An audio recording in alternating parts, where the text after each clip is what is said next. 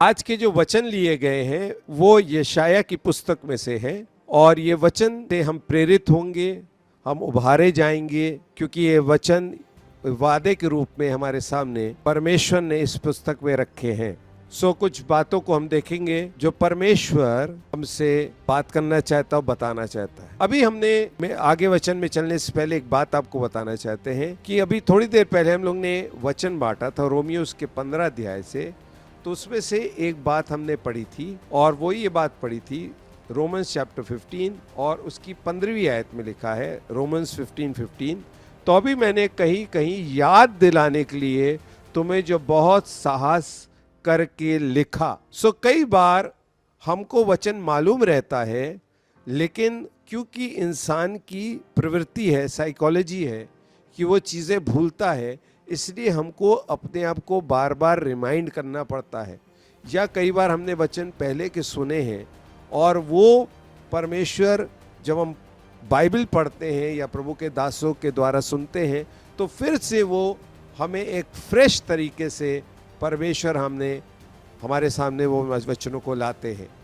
और जैसे बच्चों का हम रिवीजन करते हैं, री मीन्स अगेन, तो रिवीजन जब करते हैं इसीलिए क्योंकि बच्चे भूल जाते हैं तो उनको बार बार वो वचन फिर या लेसन याद आ जाता है, और खास तौर से एग्जाम के पहले।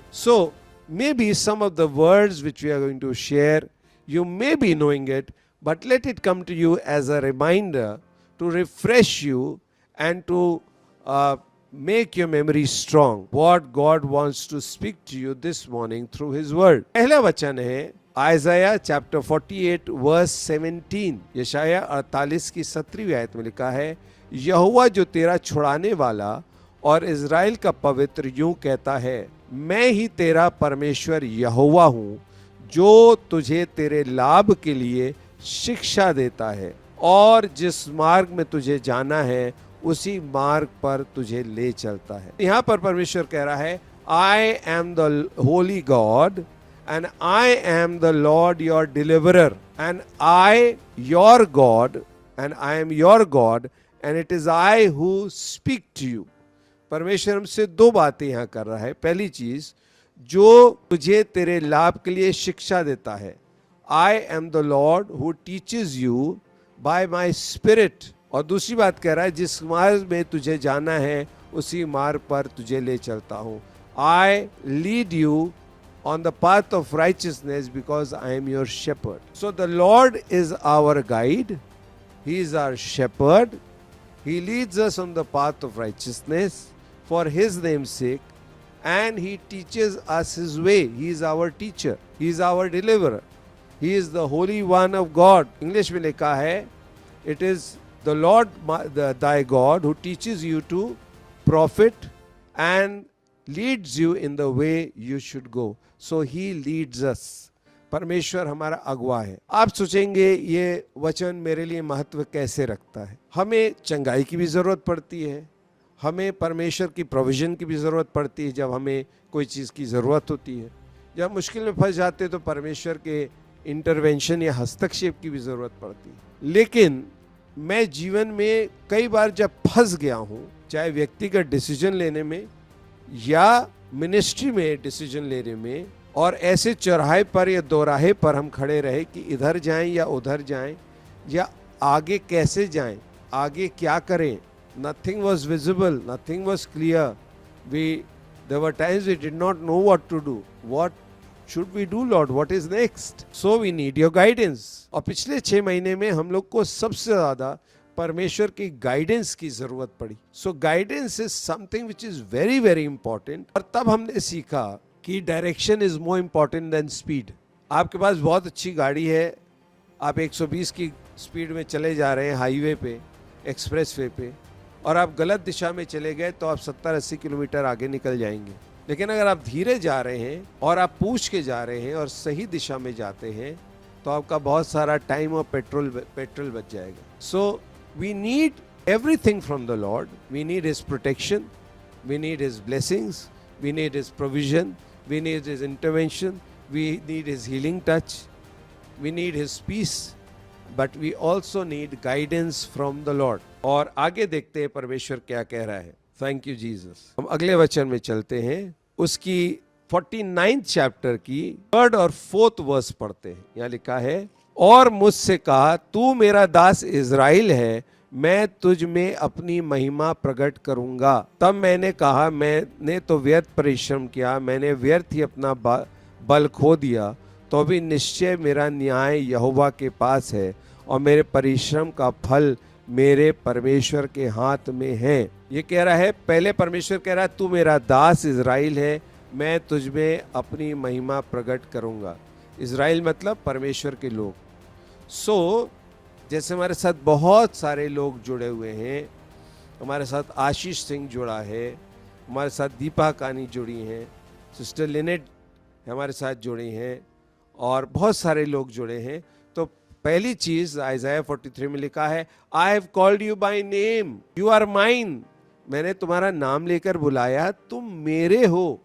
और यहाँ कह रहा है, तुम मेरे दास हो, you are my servant, you are my child, you are my warrior, you are my light, you are my candle, you are my messenger। So परमेश्वर बता रहा है, बेटा तुम मेरी दृष्टि में अनमोल हो, कीमती हो, और कह रहा है, मैं तुम में अपनी महिमा प्रकट करूंगा।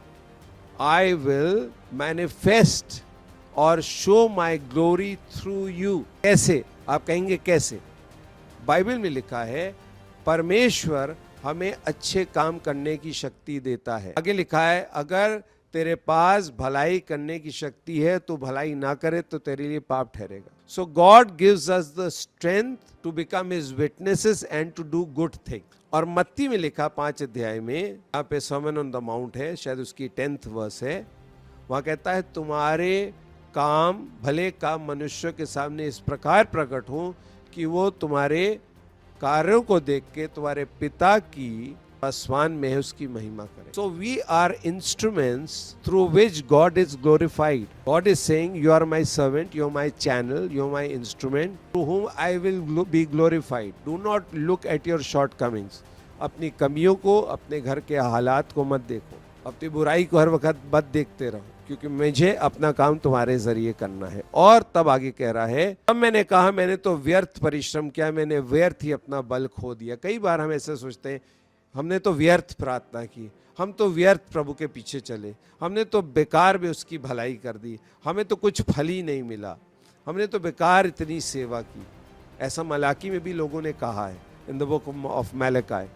और कई बार जब चीज़ें हमारे तरीके से नहीं होती हैं और हमें फल नहीं दिखाई देता है, तो हम निराश होते हैं और हम सोचते हैं, क्या फ़ायदा हुआ उपवास रखने का, क्या फ़ायदा हुआ प्रार्थना करने का, क्या फ़ायदा हुआ प्रभु के भवन जाने का, क्या फ़ायदा हुआ हम इतनी धार्मिकता को अपनाने का, प्रभु यीशु का अपनाने का। आगे वो कहता है, वो भी ये चीज़ कह रहा है, लेकिन आगे कह रहा है, निश्चय, श्योरली मेरा न्याय यहोवा के पास है और मेरे परिश्रम का फल मेरे परमेश्वर के हाथ में है।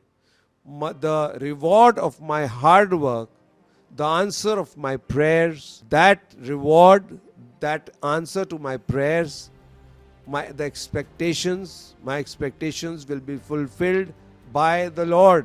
मुझे मनुष्य प्रतिफल दे ना दे, मनुष्य के साथ मैंने भलाई की वो भूल जाए, लेकिन परमेश्वर भूलता नहीं। वो कह रहा है, जो तूने किया है मैं उसका तुझे प्रतिफल दूंगा।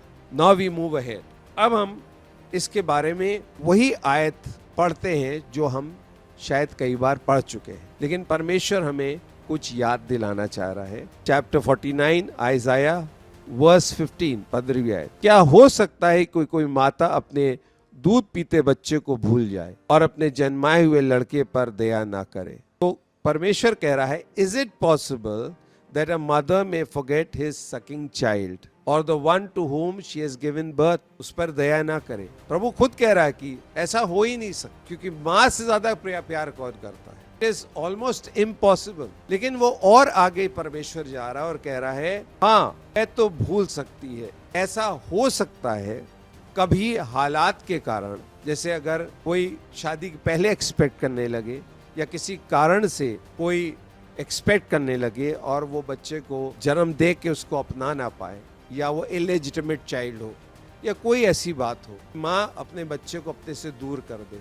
या उसे अपनाए ना या इनकार कर दे, जो बहुत मुश्किल है। लेकिन अगर ऐसा भी हो जाए तो परमेश्वर कह रहा है मैं तुझे नहीं भूलूंगा। ठीक है, ये वचन मेरे लिए है। परमेश्वर कह रहा है, मारिया जी से परमेश्वर कह रहा है, Maria I will not forget you. I know your pain. I know what you go through. नीलू जी से परमेश्वर कह रहा है, I know when you go through sleepless nights. I know your anxieties. I know your worries. I know your desires. परमेश्वर का ये वचन एक एक जन के लिए है। संगीता मिस्र से परमेश्वर कह रहे हैं कि तुम्हारा पति का ब्लड प्रेशर बढ़ जाता है, तुम्हारे बेटे को सेटल होना है, आगे तुम्हारे दिल में बहुत सारी योजनाएं हैं। I know that. तुम्हारी क्या कमियां हैं, आई नो दैट। मैं नहीं भूलूंगा तुम्हें। तुम्हारी कमियों के कारण मैं तुम्हें नहीं भूलूंगा। तुम गिर जाते हो, मैं नहीं भूलूंगा।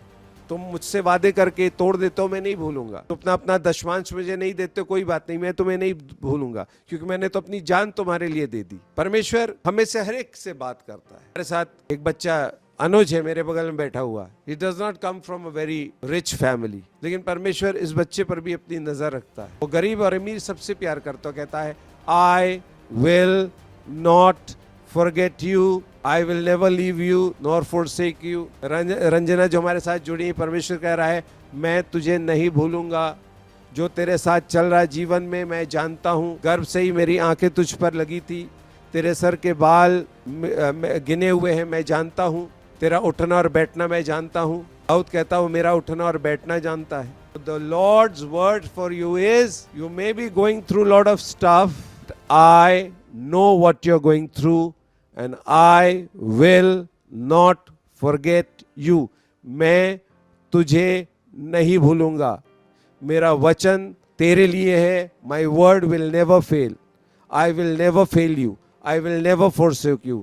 मैं तुझे नहीं छोड़ूंगा, न त्यागूंगा। I know your pain. I know your sorrows. I know your joy. I know your desires. I know your sleepless nights. I know your weaknesses. I know your sickness.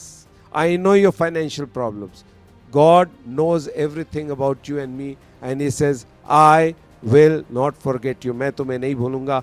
और तब आगे क्या कहता है, देख मैंने तेरा चित्र अपनी हथेली पर खोद कर बनाया। खोद कर, यस। जैसे आप देखते हैं पत्थर पर कोई चीज कार्व की जाती है ना, एच की जाती है, तो उसी तरह परमेश्वर के हाथ पे लिखा हुआ नहीं है मेरा नाम, लिखा खोद कर। आई हैव एनग्रेव्ड और carved your name on my hand. कैसे? उन कीलों के जरिए। वो जब यीशु मसीह की कील जा रही थी तो उसमें हमारा नाम था, उसमें करोड़ों लोगों का नाम था, और वो जो घाव थे उसके हाथ में मेरे और आपके कारण थे। मेरे कारण भी उसने घाव लिया और मेरे लिए भी उसने घाव लिया, ताकि मैं उसके घाव से शिफा पा सकूं। आगे हम बढ़ते हैं और तब हम देखते हैं, थैंक यू जीसस, जिनका मुकदमा चल रहा है, परमेश्वर उनसे कुछ कहना चाहता है। 25वीं आयत, आइज़ाया 49 वर्स 25। तो भी यहोवा यूं कहता है, हाँ, वीर के बंदी उससे छीन लिए जाएंगे और दुष्ट का शिकार उसके हाथ से छुड़ा लिया जाएगा, क्योंकि जो तुझसे लड़ते हैं उनसे मैं आप मुकदमा लड़ूंगा और तेरे बाल बच्चों का मैं उद्धार करूंगा। ऑलराइट, प्रभु कह रहा है, I will fight and oppose those who have put a legal case against you. परमेश्वर आपकी तरफ से लड़ाई लड़ता, मेरी तरफ से, जब हम हारने लगते हैं या जब हम कमज़ोर पड़ जाते हैं। और परमेश्वर हमारे लिए आत्मिक लड़ाई भी लड़ता है और हमारे लिए कानूनी भी लड़ाई लड़ता है, legal battle. The case is a legal battle between two people, और ये लीगल बैटल कोर्ट में लड़ी जाती है। लेकिन परमेश्वर सब जगह का परमेश्वर, चाहे वो कोर्ट में केस हो, चाहे स्कूल में केस हो, चाहे वो पॉलिटिकल सिचुएशन हो, परमेश्वर सब में इंटरवीन कर सकता है। और मैं आपको बताना चाहता हूँ, बाइबल बताती है, ही इज द चीफ जज and he is our advocate. इसलिए आपका मुकदमा परमेश्वर लड़ेगा और परमेश्वर से प्रार्थना करते रहिए, चाहे अगला जितनी भी चालाकी कर ले, अल्टीमेटली आपकी विजय होगी, क्योंकि आपकी हार परमेश्वर की हार है। जब वो आपकी ओर से लड़ रहा है तो कैसे हार सकते हैं? चाहे अपोनेंट या राइवल या दूसरी पार्टी कुछ भी कर ले, परमेश्वर आपको जीत दिलाएगा। उसका एक समय है और उस समय में आप अपनी हर लड़ाई, यहाँ तक कि जो कानूनी लड़ाई है, वो भी जीतने पाएंगे। अब हम चैप्टर 50 की 4th वर्स को देखते हैं। आइज़ाया 50 वर्स 4, 50 अध्याय 4 आयत। प्रभु यहोवा ने मुझे सीखने वालों की जीभ दी है कि मैं थके हुओं को अपने वचन के द्वारा संभालना जानूं। परमेश्वर का वचन हमको और आपको संभालता है मुश्किल समय में। इसमें बड़ी ताकत है, इसमें बड़ी सामर्थ्य है। और प्रभु हमसे कह रहा है, तुम्हारी जीभ ऐसी होनी चाहिए कि जब तुम किसी से बात करो तो उसके तुम्हारे वचन को सुनने से उसको राहत मिले, उसे रिलीफ मिले। हम कभी कभी किसी डॉक्टर पास जाते हैं, वो इतना घबरा देता है, आप भी जानते हैं इस बात को, या कुछ लोगों से मिलिए,